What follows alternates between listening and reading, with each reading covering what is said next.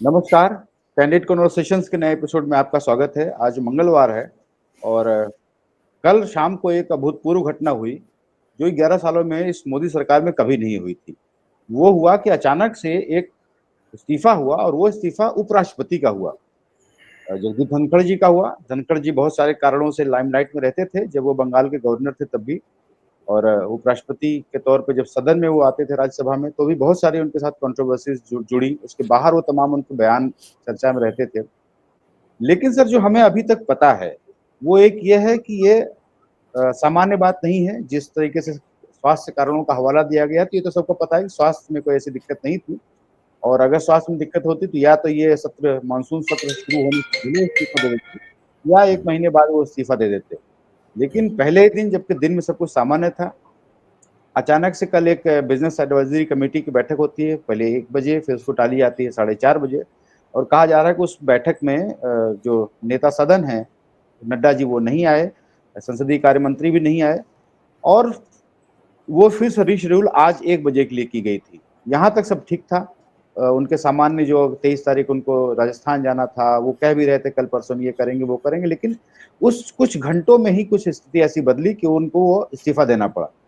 इस्तीफा उन्होंने खुशी से तो नहीं दिया होगा, लेकिन ये सर जो है कि अभी तक होता था कि भाजपा में उसको भले ही अनुशासन का नाम दिया जाए, लेकिन कुछ एक ऐसी बात थी कि किसी की हिम्मत नहीं होती थी कुछ इधर उधर हटने की या लीक से हटने की।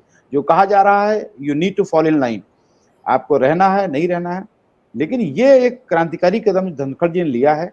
इसके सर पीछे के क्या कारण हो सकते हैं, सही कारण तो किसी को नहीं पता। अगर आपके पास कुछ सूचना हो तो आप उस पर टिप्पणी करिएगा, फिर हम लोग बात करते हैं कि आगे क्या संभावनाएं हैं इसमें। देखिए, थोड़ी सी इसकी पृष्ठभूमि पर गौर कर लें, उसके बाद में ये क्यों हुआ इस पर गौर करेंगे और इसके फलितार्थ क्या हो सकते हैं इसके ऊपर चर्चा करेंगे। आज का सबसे बड़ा विषय यही है। इसकी पृष्ठभूमि ये है कि पिछले एक हफ्ते पहले कुछ लोग जो धनखड़ साहब से मिले थे तो उन्होंने ये महसूस किया था कि धनखड़ साहब काफी बेचैन हैं। वो उतने आत्मविश्वस्त नहीं लग रहे थे जितने आमतौर पर लगते थे। तो ये एक ऑब्जर्वेशन है कुछ लोगों का जो कि धनखड़ साहब से पिछले हफ्ते मिले थे। दूसरा ये है कि अभी अभी धनखड़ साहब पिछले कुछ दिन पहले ये भी कहा था कि वे चुपचाप 2027 अगस्त में रिटायर हो जाएंगे। तो वो उनकी पारी 2027 अगस्त तक है, ये सब भी वो कह चुके हैं। इसका वक्तव्य हम लोगों के सामने है। तीसरा ये है कि अभी उन्होंने अपनी एक घरेलू पार्टी भी दी थी किसी के जन्मदिन के ऊपर, शायद अपनी पत्नी के जन्मदिन पर उन्होंने एक घरेलू पार्टी भी दी थी। उसमें भी सब कुछ ठीक ठाक लग रहा था। फिर अचानक कोई एक ऐसी परिस्थिति बनती है जिसके तहत उन्हें विवश होकर तुरंत इस्तीफा देना पड़ता है। यानी वो इस वक्तव्य से जाहिर है कि वो 2027 से पहले अपना पद छोड़ने के मूड में नहीं थे। जहां तक स्वास्थ्य का सवाल है, उनको एक दिल की कुछ समस्या हुई थी, लेकिन उनका पूरी तरह इलाज हो गया था और उसके बाद से वो लगातार सक्रिय थे और उन्होंने कभी भी बीच में ऐसा नहीं लगा कि वो किसी बीमारी की वजह से शिथिल हो रहे हैं या निष्क्रिय हो रहे हैं या उन्हें आराम चाहिए, ऐसा उन्हें नहीं लगा। अब थोड़ा और भी पीछे जाइए, उनका जो भारतीय जनता पार्टी के अंदर करियर है उसको देखिए। उन्हें पश्चिम बंगाल का राज्यपाल बनाया गया। वहां पे ऐसा लगता था कि वो एक अनिर्वाचित, यानी एक ऐसा सत्ता केंद्र बन गए हैं जो कि निर्वाचन के जरिए नहीं आया है, और वो लगातार ममता बनर्जी के पीछे पड़े रहे और एक एक अघोषित मुख्यमंत्री के तौर पर बाकायदा उन्होंने कार्यकारी शक्तियां ऐसे ग्रहण कर ली। अघोषित मुख्यमंत्री के तौर पर बंगाल का दौरा करते थे, ममता बनर्जी के खिलाफ बयान देते थे, पूरी तरीके से भारतीय जनता पार्टी की राजनीतिक गोटी लाल करने की कोशिश करते रहे। फिर जब उन्हें उपराष्ट्रपति बनाया गया तो ये माना गया, इस बात पर लगभग सभी की सहमति थी, भाजपा वाले भी खुद इस बात को कहते थे कि पश्चिम बंगाल के राज्यपाल के तौर पर उनका जो कार्यकाल था उससे प्रसन्न होकर उन्हें पारितोषिक दिया गया है उप उप राष्ट्रपति पद का। उपराष्ट्रपति पद पर आते ही उन्होंने कुछ नए रंग और दिखाए, उन्होंने जिनका पहले से हम लोग अंदाजा नहीं लगा सकते थे। पहला रंग तो उन्होंने ये दिखाया कि वो जैसे हम लोग उत्तर प्रदेश की भाषा में कहते हैं, लोटा थरिया लेकर न्यायपालिका के पीछे पड़ गए। और उन्होंने न्यायपालिका के खिलाफ एक जबरदस्त मुहिम छेड़ी और बार बार ही उन्होंने अपने वक्तव्यों में ये कहा गया कि न्यायपालिका चुनी हुई सरकार की शक्तियों और उसकी गतिविधियों और उसकी गतिशीलता को सीमित करती है, ये न्यायपालिका को नहीं करने देना चाहिए। फिर जजों की नियुक्ति वाला प्रश्न है, उस प्रश्न के ऊपर उन्होंने जबरदस्त हस्तक्षेप किया। उपराष्ट्रपति के जो आमतौर पर पारंपरिक और लिखित कर्तव्य और अधिकार हैं, उनमें ये सब बातें नहीं आती। लेकिन जगदीप धनखड़ लगातार ये करते रहे। फिर विपक्ष के साथ उनकी बहुत जबरदस्त टक्कर राज्यसभा में हुई। इतनी जबरदस्त टक्कर हुई विपक्ष के साथ में, विपक्ष ने उनकी आरोप लगाया कि वो बिल्कुल सरकार के प्यादे हैं, सरकार का पक्ष लेते हैं, और विपक्ष ने उनके खिलाफ एक महाअभियोग का नोटिस भी दिया। ये भी भारत के इतिहास में पहली बार हुआ। तो फिर एक बार जगदीप धनखड़ की यूं करके प्रधानमंत्री को प्रणाम करने की एक तस्वीर आई थी, जिससे ये बड़े पैमाने पर टिप्पणी की, और टिप्पणी करने वालों में मैं भी शामिल था कि बिल्कुल जो उनकी प्रधानमंत्री के प्रति उनकी जो चाटुकारिता है, वो चाटुकारिता इससे व्यक्त होती है। तो ये सब बातें मैंने इसलिए कही ताकि ये स्पष्ट हो जाए कि वो भारतीय जनता पार्टी के लिए एक राजनीतिक रूप से उपयोगी भूमिका निभा रहे थे। वो भूमिका कितनी भी विवादास्पद हो, हम लोगों को कितनी भी नापसंद हो, लेकिन भारतीय जनता पार्टी उपराष्ट्रपति के पद पर बैठे हुए व्यक्ति का कोई भी हथकंडा अपनाया गया हो, चाहे उनकी मर्जी हो या उनकी मर्जी के खिलाफ हो, उनका राजनीतिक दोहन कर रही थी। भाजपा के लिए उनकी एक उपयोगिता थी, उस उपयोगिता को वो पूरा कर रहे थे। पहले तो ये स्पष्ट होने की जरूरत है। फिर अचानक ये क्यों हुआ, ये सब होने के बावजूद भी क्यों हुआ, अब इसके ऊपर गौर करने की जरूरत है। इसके ऊपर आज सवेरे से मैंने जो विचार किया है और जो अन्य पत्रकार मित्रों के साथ में चर्चाएं की हैं, तो उससे दो थियरी हैं। अभी तो हम लोग आकलन करने की स्थिति में हैं, कयास लगाने की स्थिति में है। दो तरह की थियरी है जो कि तर्कपूर्ण समझ में आती हैं, तर्कसंगत समझ में आती हैं कि शायद ऐसा ऐसा हुआ होगा। पहली महत्वपूर्ण थियरी तो यह है कि जगदीप धनखड़ के इस्तीफे को पूरे सत्ता के पूरे निजाम के उस पुनर्विन्यास की शुरुआत के तौर पर देखा जाना चाहिए जो कि राष्ट्रीय स्वयंसेवक संघ ने नियोजित और कल्पित किया है। पहली थियरी ये है, ये पहला विकेट गिरा है, क्योंकि धनखड़ साहब कुछ भी हों, वो मोदी जी के आदमी थे, वो राष्ट्रीय स्वयंसेवक संघ के आदमी नहीं थे। मोदी के आदमी थे या अमित शाह के आदमी थे, वो राष्ट्रीय स्वयंसेवक संघ के आदमी नहीं थे। राष्ट्रीय स्वयंसेवक संघ उपराष्ट्रपति पद पे हमेशा अपना बंदा बैठाता रहा है। वेंकैया नायडू हों चाहे भैरव सिंह शेखावत हों, लगातार उनके संघ के बंदे उपराष्ट्रपति पद को सुशोभित करते रहे हैं। अब संघ द्रौपदी मुर्मू को तो हटा नहीं सकता, क्योंकि वो आदिवासी हैं असल में, इसलिए हटाने से बहुत दूसरा में संदेश जाएगा। इसलिए हो सकता है, मैं सकता है वगैरह की भाषा का इस्तेमाल कर रहा हूँ, सारी चीजें संभावनाओं के और अंदेशों के परिप्रेक्ष्य में रख के हम लोगों को देखनी चाहिए। हो सकता है कि संघ उनको हटाकर किसी अपने व्यक्ति को वहां पर बैठाएगा, और वो जो अपने व्यक्ति बैठाएगा उसमें सबसे ज्यादा नाम लिया जा रहा है पूर्व मुख्य न्यायाधीश चंद्रचूड़ का। और ये भी देखने की बात है कि चंद्रचूड़ और जगदीप धनखड़ के बीच में बहुत विवाद था, बहुत झगड़ा था। दोनों एक दूसरे को सख्ती से नापसंद करते थे। चंद्रचूड़ के खिलाफ वो कई बार बोले, इशारे में भी और स्पष्ट रूप से उन्होंने चंद्रचूड़ की हमेशा वो खबर लेने की कोशिश करते रहते थे। तो अगर जगदीप धनखड़ हटते हैं, किसी व्यक्ति को उपराष्ट्रपति बनाना जरूरी है, वो एक महत्वपूर्ण संवैधानिक पद है, क्योंकि राज्यसभा का नेतृत्व करता है, वो राज्यसभा का सभापति, राज्यसभा को चलाता है वो पूरा का पूरा। और राज्यसभा तमाम कानूनों को बनाने में, बिलों को पास कराने में, अभी वन नेशन वन इलेक्शन वाला मामला आने वाला है, उसमें राज्यसभा की बहुत बड़ी भूमिका होगी। तो उपराष्ट्रपति पद को खाली तो रखा नहीं जा सकता, तो चंद्रचूड़ को भी वहां बैठाया जा सकता है उनकी जगह। एक ये पूरी थीसिस आ रही है। और संघ ने ये जो शुरुआत की है जगदीप धनखड़ को हटाने से, ये प्रक्रिया अब और आगे चलेगी। इसका कितना विस्तार होगा, कितनी दूर तक जाएगी, कितनी गहराई में ये प्रक्रिया जाएगी, ये किसी को अभी नहीं पता है। और ये धीरे धीरे करके बात खुलेगी, क्योंकि एक साथ सारे परिवर्तन नहीं हो सकते, क्योंकि संघ सत्ता में है। इसलिए संघ सारे परिवर्तन इस तरह से करना चाहता है कि सत्ता के ऊपर उसकी पकड़ भी कमजोर ना हो और अगला चुनाव भी जीतना है। ऐसा ना हो कि संघ लोगों को बदल दे और बदले हुए लोगों के नेतृत्व में भारतीय जनता पार्टी चुनाव हार जाए। फिर तो वही हालत हो जाएगी, खुदा ही मिला न विसाले सनम, न इधर के रहे न उधर के रहे, ऐसी स्थिति हो जाएगी। तो इस परिस्थिति, पहला कदम उठाया गया है, पहला विकेट गिरा है, एक थीसिस पूरी ये है। इसके बाद अभी और भी कुछ होगा, क्योंकि जिस तरह से माहौल में रिटायरमेंट की आवाजें हैं 75 साल के सवाल पे, अमित शाह भी अभी से 75 साल से वो बहुत दूर हैं, लेकिन अभी से वो कह रहे हैं कि अगर मैं रिटायर हो गया तो मैं ऑर्गेनिक खेती करूंगा, मैं वेदों का अध्ययन करूंगा। मोदी जी लगातार विदेश यात्राएं कर रहे हैं, अमित शाह ने वक्तव्य देना ही बंद कर दिए है, केवल वो पार्टी फोरम पे ही बोलते हैं, मुरझाए मुरझाए से लग रहे हैं। मोदी जी भी देखिए कहाँ अब इस वक्त, अगर वरना ऑपरेशन सिंदूर के सवाल पे वो विपक्ष का संसद में जगह जम के मुकाबला करते, वो तो संसद में बोलेंगे ही नहीं इस सवाल पर, वो तो विदेश यात्रा पे चले जाएंगे। जब चले जाएंगे भारत से, तब कहीं जाकर ऑपरेशन सिंदूर के ऊपर वहां पे चर्चा होनी शुरू होगी। तो ये वो मोदी और अमित शाह नहीं है जो कि 2014 में चुने गए थे और इन्होंने 2024 तक जिस अदा और आक्रामकता के साथ, दावेदारी के साथ देश का नेतृत्व किया, अपनी पार्टी का नेतृत्व किया, सरकार का नेतृत्व किया, ये वो मोदी और अमित शाह नहीं है। इसका सीधा मतलब है कि सत्ता की बागडोर अब उन लोगों के हाथ में इतनी नहीं है और ये लोग संघ के साथ में इनका जो समझौता है, नया समझौता जो हुआ है, जो अलिखित और अघोषित होता है, उस समझौते के तहत धीरे धीरे बाहर जाने की तैयारी कर रहे हैं और संघ अब एक नया निजाम धीरे धीरे करके बनाएगा।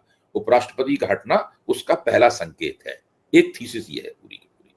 अब एक दूसरी थीसिस भी इसी के समांतर चल रही है, उसको भी मैं यहाँ पे पब्लिक इंडिया के दर्शकों के लिए दर्ज कर देना चाहता हूँ, फिर आप भी बताइएगा कि आपको कौन सी थीसिस ज्यादा विश्वसनीय लग रही है। दूसरी थीसिस ये है कि भारत के इस मौजूदा राजनीतिक निजाम में एक अघोषित शक्ति है जो अपने हिसाब से इस निजाम को अदलती बदलती है, और वो है अमेरिका। इस पूरे सत्ता का ये जो एक विन्यास है, इस सत्ता के विन्यास में अकेले उपराष्ट्रपति जगदीप धनखड़ थे जो खुलकर अमेरिका और ट्रंप की आलोचना कर रहे थे, और थोड़ी बहुत नहीं, जमकर उन्होंने आलोचना, उन्होंने कहा ये भारत प्रभुसत्ता संपन्न देश है, अमेरिका को कोई हक नहीं है कि हमारा हाथ पकड़ के कराए, कोई कुछ नहीं कर सकता, ये नहीं कर सकता, मतलब इस तरह की बातें वो कर रहे थे। मोदी जी भी इस तरह की बातें नहीं कर रहे थे, भाजपा के प्रवक्ता भी इस तरह की बातें नहीं कर रहे थे, हमारे विदेश मंत्री, हमारे रक्षा मंत्री, हमारे वाणिज्य मंत्री, हमारे अर्थ मंत्री, कोई भी इस तरह की बात नहीं कर रहे थे। केवल जगदीप धनखड़ ही इस तरह की बात कर रहे थे। मुझे लगता है कि कहीं ना कहीं, क्योंकि अमेरिका पहले भी भारत में कौन किस पद पर बैठेगा, अगर व्हाइट हाउस चाहता है तो, नहीं चाहता है तो किसी व्यक्ति, और जिद करता है तो भारत के राजनेता मोटे तौर पर उसकी बात मान लेते हैं और यहाँ पे सत्ता का परिवर्तन भी होता है, वो व्यक्ति हटाया भी जाता है, वो व्यक्ति बदला भी जाता है। भारत का एकमात्र राजनीतिज्ञ ऐसा था जो कि जिसने अभी पिछले दिनों अमेरिका से खुली टक्कर लेने का मादा दिखाया था। अच्छा, वो जो मादा दिखाया था, हो सकता है, और इस मामले में व्हाइट हाउस बहुत नाजुक मिजाज है, इसकी बड़ी पुरानी कहानियां हैं, उन कहानियों को मैं भी किसी दिन बताऊंगा, लेकिन अभी मैं उन कहानियों का जिक्र नहीं करूंगा। कि जैसे कि वो व्हाइट हाउस अगर किसी को नापसंद करता है तो फिर वो वहां से फिर पीएमओ में तक फोन आता है कि भाई ये तो गड़बड़ बात है, ये नहीं चलेगा, फिर नहीं रह सकता वो पद पे कोई भी बना रहे। तो वो अमेरिका जो है बहुत मुद्दतों से, और मैं इसको बात को बहुत पीछे ले जाता हूं, जवाहरलाल नेहरू के जमाने से भारत का सुपर शासक रहा है। कौन सी नीति बदलनी है, क्या करना है, क्या नहीं करना है, ये सब अमेरिका के हाथ में रहता है। अमेरिका की ताकत बहुत है इस मामले में। तो हो सकता है कि अमेरिका की तरफ से एक संदेश दिया गया हो कि भाई जरा इनको दुरुस्त किया जाए, तो फिर इनको हटाया गया। अब उपराष्ट्रपति को जब हटाया जाता है तो उसको दोबारा चुनवाने में कोई आसान काम नहीं है कि भाजपा अपने मन का उपराष्ट्रपति चुनवा ले। ये तो 2022 में हो गए थे उपराष्ट्रपति, तब तो भाजपा के पास पूरा बहुमत था, गठजोड़ सरकार नहीं थी। अब तो गठजोड़ सरकार है। अब तो हालत यह है कि चंद्रबाबू नायडू अपना आदमी को राज्यपाल बनवाते। पहले कहीं हो सकता था, किसी की हिम्मत थी कि अपने आदमी को राज्यपाल बनवा ले, तो अब तो परिस्थिति काफी बदल गई है ना। तो ऐसी स्थिति में जब नया उपराष्ट्रपति बनेगा तो उसमें भाजपा को काफी कवायद करनी पड़ेगी, अपने सारे जो गठजोड़ पार्टनर हैं उन सबसे पूछना पड़ेगा, उनकी सहमति लेनी पड़ेगी, तो उसके लिए कोई आसान काम नहीं होगा। तो जाहिर है कि सरकार के ऊपर इनको हटाने का जो दबाव पड़ा होगा, वो दबाव किसी बहुत ही बड़ी ताकत का दबाव है। वो दो ही ताकतें हो सकती हैं, और दोनों की से जुड़ी हुई थीसिस मैंने आपके सामने रख दी। एक तो संघ हो सकती है वो ताकत, और दूसरी ट्रंप हो सकते हैं। या तो इन्हें संघ द्वारा हटाया गया है या ट्रंप द्वारा हटवाया गया है। इसके अलावा कोई और तीसरा कारण मेरी समझ में नहीं आता। हाँ, एक कारण आप मान सकते हैं कि अचानक मन में इनके वैराग्य आ गया कि भाई बहुत हो चुकी सत्ता, अब हम छोड़ते हैं। तो वो बात है नहीं। उन्होंने जो कारण बताया है, वो तो कह सकते थे कि भाई अब हमारी राजनीति में भाग लेने में कोई दिलचस्पी नहीं, देश की सेवा हम कर चुके और हम, वो खत्म हो गई बात। इन्होंने कारण बताया है स्वास्थ्य संबंधी, वो तो फ्लिमजी है, वो तो फर्जी कारण है, वो तो कोई कारण नहीं है। इसका मतलब है कारण कुछ और है, और भी मोटे तौर पे ये दो बड़े कारण समझ में आते हैं। जी। नहीं सर, मैं दोनों इस थीसिस को बाई करता हूँ। कहा जाता है कि सत्य जो है वो कल्पना से विचित्र होता है, तो हो सकता है ये सत्य हो। लेकिन सर मेरे दोनों ही थीसिस में एक सवाल है। ये सारे काम अगर मान लिया अमेरिका नाराज था, तो धनखड़ जी जिस टाइप के भक्त थे उनको तो कंटेन किया जा सकता था। उनको अगर मोदी जी एक बार फोन उठाकर बोलते कि आप मुंह बंद रखिए और अमेरिका के खिलाफ आपको बोलने की जरूरत नहीं है, तो मुझे लगता है कि हो जाता, वो चुप हो नहीं, जाते। तो उसी तरीके से बेचैनियां भी देखी जा रही थी ना उनके। जाहिर है कि इनको थोड़ा सा ठोका पीटा गया होगा, मतलब थोड़ा इनको नसीहतें दी गई होंगी कि ये सब आप क्या कर रहे हैं। लेकिन कभी कभी क्या होता है कि जो ट्रंप जैसा सत्ताधारी जो है उसको ज्यादा बुरा लग जाता है, और जब ज्यादा बुरा नहीं, लग मेरा कहना जाता है सर कि तो वो ये दलित की अपना ये नहीं मानता। ये डेवलपमेंट क्या परसों और कल के बीच में हुए? अगर इनको रिजाइन करना ही था तो सत्र शुरू होने से पहले करते। सारा खेल ये है कि वो सत्र के पहले दिन ये क्यों हुआ। अगर आरएसएस भी अगर इसकी कोई चरनी करना चाहता है और कुछ अपने गोटियां इधर उधर हिला रहा है, तो ये इसको परसों करना चाहिए था, सत्र शुरू होने से पहले। सत्र शुरू होता है, सब कुछ अच्छी दिन भर की बैठक होती है, अचानक से धनखड़ जी का ये कैसे जाग जाता है? अगर अगर ये संगठित, क्योंकि मुझे सर, मैं जो देख पा रहा हूँ, वो जो मोदी जी की एक छवि है, ठोस छवि, कि नहीं नहीं इनका संगठन ठोस है, कोई हिला नहीं सकता है, सरकार अच्छे चल रही, कोई रिजाइन नहीं होता, कोई घोटाला भी कितना हो जाए लेकिन ये रिजाइन नहीं देते हैं। वो जो डेंट लगा है सर, क्योंकि अब सबको ये लग रहा है कि नहीं नहीं अब नींव हिल रही है कहीं से, नींव उतनी सख्त है ये तो नहीं बात जितनी सही है पुरानी आपकी, है। ये तो आपकी बात सही है। देखो, टाइमिंग की बात का तो मैं नहीं कोई समीक्षा कर सकता कि ये टाइमिंग जो है वो क्यों चुनी गई। धनखड़ ने खुद टाइमिंग क्यों चुनी, या उनको जो इस्तीफा देने के लिए जो मजबूर जिन्होंने किया उन्होंने ये टाइमिंग क्यों चुनी, इसका जब मेरे पास कोई तर्क, वो कोई विश्लेषण नहीं है। लेकिन जहां तक आपका ये सवाल है कि मोदी जी की नींव हिल रही है, पहली बार 11 साल में ये दिखाई पड़ा है कि मोदी जी ने जो व्यवस्था बनाई थी, जो निजाम बनाया था, सत्ता का जो विन्यास तैयार किया था, वो वो गड़बड़ा गया है, वो हिल गया है। क्यों हिल गया है कि सत्ता की पूरी बागडोर 100% उनके हाथ में नहीं है, कोई और भी तय कर रहा है। वो कौन है? वो संघ हो सकता है, वो ट्रंप हो सकता है, वो कोई और हो सकता है। क्या कौन है वो कौन तय कर रहा है कि, अच्छा, तीसरा एक कयास और भी है जो मैं अभी जोड़ देता हूं उसमें, कि कोई एक अज्ञात किस्म का कोई स्कैम है, कोई घोटाला है जिसमें कोई फंसा हुआ महसूस करता है, सोचता है कि अगर हम, उससे कहा गया होगा छोड़ दो वरना तुम्हें हम नाप देंगे, है तो अब इसके बारे में किसी कुछ पता है नहीं। ये सिर्फ पूरी तरीके से एक कयास ही है, मतलब। तो एक ऐसी स्थिति है, इसमें राजनीतिक दृष्टि से केवल यही दो पहली चीजें समझ में आती हैं। बाकी और क्या है, ये धीरे धीरे करके खुलेगा। बात पूरी तरह छिप नहीं सकती, निकल के आ जाएगी, भाजपा और संघ के दायरों से ही निकल कर आ जाएगी। जी। नहीं सर, एक एक थियरी और चल रही है, वो है जस्टिस यशवंत वर्मा को लेकर के। जस्टिस यशवंत वर्मा के घर में कैश पकड़ा जाता है। वो अमाउंट तो आज तक नहीं पता चला, लेकिन कुछ भी जो भी था वो सब्सटैंशियल अमाउंट था, बड़ा एक अमाउंट था। उनका इम्पीचमेंट के लिए प्रक्रिया चल रही है और उसको कल लोकसभा में लाया गया। इनिशिएट किया पक्ष ने और उस पर विपक्ष ने भी साइन किया। करीब 200 से ऊपर सांसदों ने उसको साइन किया और आइडिया ये था कि पहले इसको लोकसभा में करके फिर राज्यसभा में भेजा जाएगा। वो ऐसा कुछ कहा जा रहा है कि राज्यसभा में उसको विपक्ष ने, कांग्रेस ने इनिशिएट किया और उसको खड़गे जी ने एक्सेप्ट कर लिया। और वो कुछ गुगली लगी सरकार को कि इससे पहले कि हम इम्पीच करते, वो धनखड़ जी ने पहले ही वहां पे करवा दिया है। इसमें सर क्या इसकी संभावनाएं हैं? दूसरा सर एक और जोड़ देता हूं, धनखड़ जी भी वकील रहे हैं और बड़े वकील रहे हैं। धनखड़ जी शुरू से कह रहे हैं नहीं नहीं यशवंत वर्मा के खिलाफ इम्पीचमेंट करो, उनको हटाओ और उनको ये करो वो करो। ये कुछ ज्यादा आगे बढ़ करके ही वो यशवंत वर्मा को हटाने के पीछे लगे हुए थे। वो क्या कारण हो सकते हैं सर कि वो क्यों इतना इतना एक्टिवली उनको हटाना चाहते हैं? देखिए, क्योंकि जो चर्चाएं हैं, और खासतौर जी से जो लोग कानून के पेशे में हैं, रिटायर्ड जज, बड़े बड़े वकील, अगर आप उनसे बातचीत करें, कुछ से बातचीत करने का मुझे मौका मिला, तो वो ये मानते हैं कि जज साहब के घर में जो रुपया मिला, अधजले अधजले नोट मिले, वो किसी बहुत बड़े जुडिशियल ऑफिसर के थे। मैं उनका नाम भी लिया जाता है, हम सब लोग उनके बारे में मैं कहूं उससे पहले ही आप समझ सकते हैं, या हमारे दर्शक भी समझ जाएंगे, बुद्धिमान दर्शक, कि हम किसके बारे में चर्चा कर रहे हैं। कि किसी बड़े जुडिशियल ऑफिसर, किसी बहुत ही बड़े पद पर बैठे हुए जुडिशियल अफसर का माल था, जो उनके घर में स्टोर किया गया था, रखा गया था। उनकी सास या जो भी जिन्होंने आग लग जाने पे पुलिस को अपने गार्ड से कहा कि पुलिस को बताओ, वो चूंकि वहां नहीं थे, अगर वो वहां होते तो ये सब बात नहीं हो पाती। किसी तरीके से वो बात खुल गई, और वो जो जुडिशियल अफसर हैं, वो धनखड़ साहब उनको सख्त नापसंद करते हैं।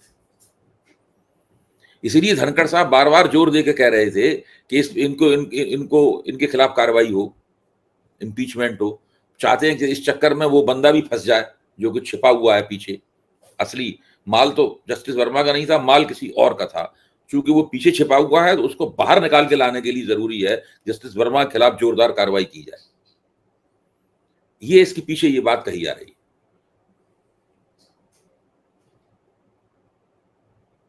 आपकी आवाज। मैं कह रहा हूं कि सर अब आगे क्या, क्योंकि ये तो गए धनखड़ जी, और उनका तो इस्तीफा कोई एक्सेप्ट करने की जरूरत नहीं है, तो उन्होंने रिजाइन किया और वो गए। अब ये बहुत सारी चर्चाएं चल रही हैं कि वो उस जगह को कौन लेने वाला है, वो कहाँ तय होगा। वो तो भाई वोट होना है उस पर।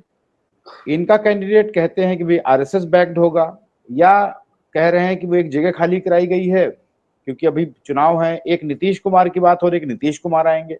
आपको क्या लगता है कि नीतीश कुमार आएंगे? दूसरा ये कहा जा रहा है कि केंद्र के एक कोई बड़ा मंत्री है, संभवतः राजनाथ सिंह को वहां से एलिवेट किया जाए और योगी आदित्यनाथ को जो है एक रक्षा मंत्री के तौर पे वहां पे शिफ्ट किया जाए और यूपी में नया सीएम बैठाया जाए।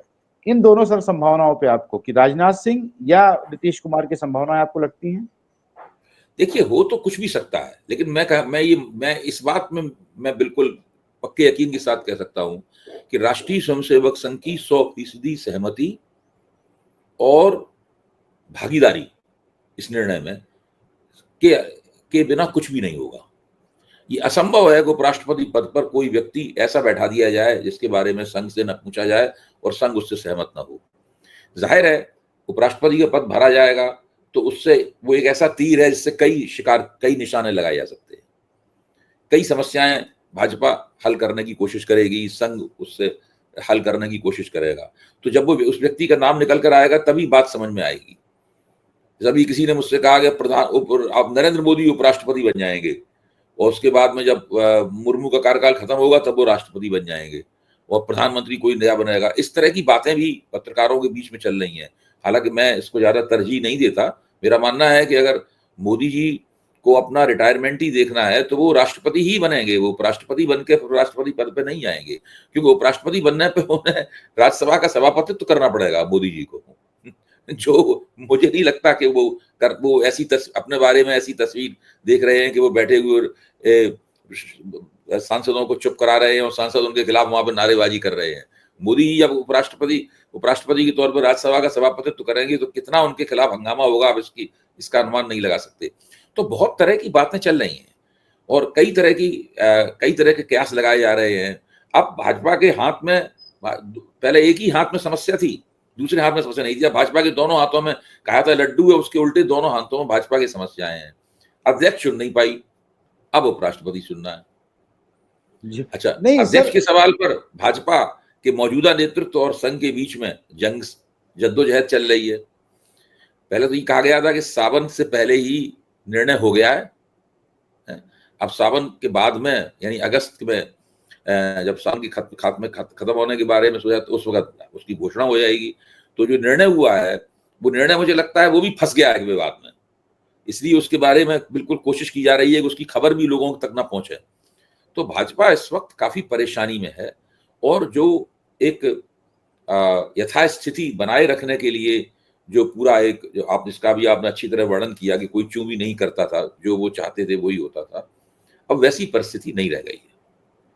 जी, मैं सर सोच रहा था जैसे कि आप कह रहे हैं कि मोदी जी को उस चेयर पे जब बैठेंगे तो उनको बहुत सारी झेलना होगा। लेकिन आप सर क्या विजुअलाइज़ कर पा रहे हैं कि वो चंद्रचूड़ जी वहाँ पे बैठेंगे और राज्यसभा के सभापति बन करके उस टाइप का उनका कैरेक्टर या पर्सनैलिटी है उनकी कि वहाँ पे जितनी झाझा होती है पक्ष-विपक्ष, वो चंद्रचूड़ जी कर पाएँगे? उस स्थिति में आप उनको देख पा रहे हैं, वो ठीक है उसके लिए? नहीं, नहीं, वो कर सकते हैं, वो कर अच्छा, सकते हैं। देखिए, राष्ट्रपति बनना अगर वो स्वीकार कर लेंगे, तो साथ में राज्यसभा का सभापतित्व भी करना ही पड़ेगा उन्हें। क्योंकि मोदी जी के साथ में लोगों के सीधे-सीधे राजनीतिक टकराव हैं। मोदी जी का तो राजनीतिक इतिहास है ना, बिहार के मुख्य चंद्रचूड़ तो कभी एक्टिव पॉलिटिशियन रहे नहीं है, तो राजनेताओं से उनकी सीधी कोई टक्कर रही नहीं है उसमें। तो वो वहाँ की कानून जो नियमावली है उसके मुताबिक कामकाज चलाने की कोशिश करेंगे और समस्याओं का सामना तो करना ही पड़ता है। जगदीप धनखड़ भी समस्याओं का सामना करते थे, हरिवंश भी समस्याओं का सामना करते हैं। जी। सर एक और खबर आज बड़ी है जो कि कल के इस हल्ले-गुल्ले में छुप गई है, वो ये है कि कल ये जो बिहार में जो इंटेंसिव रिवीजन चल रहा है, उसपे 28 तारीख को डेट है और कल इलेक्शन कमीशन ने उसपे अपना एक एफिडेविट फाइल कर दिया है उसका रिप्लाई और उन्होंने कहा है कि जो सुप्रीम कोर्ट ने सलाह दी थी कि वो 3 डॉक्यूमेंट्स मान लिए जाएँ, आधार, राशन कार्ड और वोटर आईडी कार्ड, वो उन्होंने मानने से इनकार कर दिया और वो कह रहे हैं कि मुझे ये हक है कि तय करने का कि कौन लेजिटिमेट वोटर कौन है, ये मैं तय करके तभी उसका नाम होगा। लेकिन जो पहली सुनवाई हुई थी उसमें सुप्रीम कोर्ट ने कहा था कि आप जो ये डॉक्यूमेंट्स बता रहे हैं ये बहुत ही कम है और इसमें बहुत सारे लोग जो है वो डिसएनफ्रेंचाइज हो जाएंगे और बहुत सारे लोग वोट देने से वंचित रह जाएंगे। अब सर 28 को सुनवाई है, अगर ये एडमेंट उनका जो एटीट्यूड है इलेक्शन कमीशन का, आपको क्या लगता है कि सर ये कर पाएंगे या इस पे सुप्रीम कोर्ट अब स्टैंड लेकर के इसको स्टे कर देगा कि नहीं आप देखिए, बिल्कुल ये तो मत करिए सुप्रीम कोर्ट चुनाव? को चुनौती दे दी है उन्होंने। जी। सुप्रीम कोर्ट ने नरमी दिखाते हुए बीच का रास्ता पेश किया था कि हम आपको आदेश नहीं दे रहे, हम आपको सुझाव दे रहे हैं। चुनाव आयोग चाहता तो इस जो गुंजाइश उसे मिली थी उसका लाभ उठा सकता था। चुनाव आयोग ने कहा नहीं, हम नहीं मानते आपकी बात, हम उसी पहले वाले रवैये पे अपने कायम है। तो अब तो ज्ञान सुप्रीम कोर्ट के पाले में है। 28 तारीख को सुप्रीम कोर्ट किसी ऐसे फैसले के साथ आ सकता है। हालांकि सुप्रीम कोर्ट के सामने भी एक तरह का संकट है। सुप्रीम कोर्ट एक संवैधानिक संस्था है, तो चुनाव आयोग भी संवैधानिक संस्था है। भारत में चुनाव संबंधी जो भी गतिविधियां कैसे कराई जाए उसमें अंतिम शब्द जो है वो चुनाव आयोग का ही होता है, किसी और का नहीं हो सकता। लेकिन सुप्रीम कोर्ट ये जरूर कह सकता है कि इसमें संविधान, इस जो आप पुनरीक्षण करा रहे हैं, इससे लोगों के वोटिंग का हक मारा जाएगा, जो कि एक संवैधानिक अधिकार है, संविधान सम्मत अधिकार है, और उसको हम नहीं, हमें साफ दिख रहा है कि वोटिंग का हक मारा जाएगा, इसलिए सुप्रीम कोर्ट एक कड़ा फैसला भी दे सकता है। तो अब 28 तारीख को काफी कुछ तय होगा। मैं तो मानता हूँ 28 तारीख को सुप्रीम कोर्ट का जो फैसला होगा, हो सकता है कि वो देश का जो चुनावी लोकतंत्र है उसके भविष्य का ही कुछ फैसला कर दे। जी। तो सर आज के लिए हम लोग इतना ही और ये बड़ी घटना है। 11 सालों में पहली बार एक रिजाइन हुआ, वो भी वाइस प्रेसिडेंट का। तो हमारे पास कोई सूचना पक्की नहीं, किसी के पास कोई सूचना नहीं है। वो जो बातें हैं, एक और कमाल की बात सर हो रही है, किसी भी भाजपा का ना कोई ट्विटर पे ट्वीट आ रहा है, ना कोई उनका बाइट आ रही है, ना कोई बयान आ रहा है। मीडिया वाले भी फोन करके कांग्रेस वालों से बयान ले रहे हैं। कांग्रेस वालों से मुझे कहना है कि आप लोग कांग्रेस वालों जवाब जो आप लोग ये कैमरा दे करके ये दे रहे हैं कि नहीं नहीं बहुत अच्छे आदमी थे, बहुत बढ़िया आदमी थे, आप लोग ये कहिए कि भाई कि सरकार की तरफ से पूछिए, सरकार से सवाल कीजिए कि आपने उपराष्ट्रपति बनाया, उन्होंने क्यों रिजाइन किया अचानक चलते सत्र में पहले दिन। सारे लोग को ये कहना चाहिए कि आप भाजपा से सवाल पूछिए, लेकिन भाजपा से कोई मीडिया सवाल नहीं पूछ रहा। भाजपा ने एक अविश्वसनीय टाइप की चुप्पी साध रखी है। क्या अंदर खाने चल रहा किसी के पास कोई सूचना नहीं है। हम भी नजर बना के रखेंगे, आप भी नजर बना के रखिए। जल्द कांग्रेस ने जो रवैया अख्तियार किया है ज्ञानेश जी, आप उसको जी। देखिए। कांग्रेस विपक्ष के नेता के तौर पर इनके खिलाफ महाअभियोग चलाने में सबसे आगे थी, है? अब कांग्रेस कह रही है कि भाई प्रधानमंत्री को चाहिए कि वो इनसे आग्रह करें कि बने हाँ, रहें अपने पद पे। वो कह रहे हैं अपने तो दोबारा थोड़ा सा इस्तीफे पर विचार करिए। जयराम रमेश जी कह रहे हैं कि नहीं थोड़ा सा बहुत अच्छे आदमी विचित्र थे। लगता है। देखिए, अब देखिए, विपक्ष को भी शायद इतना झटका लगा है इस इस्तीफे से कि वो भी अपनी रणनीति ठीक से नहीं बना पा रहे हैं। जी। तो नहीं, बस हम लोग नजर बना करके रखेंगे और जैसे ही कुछ नई सूचना आएगी हम लोग दर्शकों से फिर साझा करेंगे। सर हमसे बात करने के लिए बहुत बहुत धन्यवाद और दर्शकों का भी जी। बहुत धन्यवाद। Thank you so much.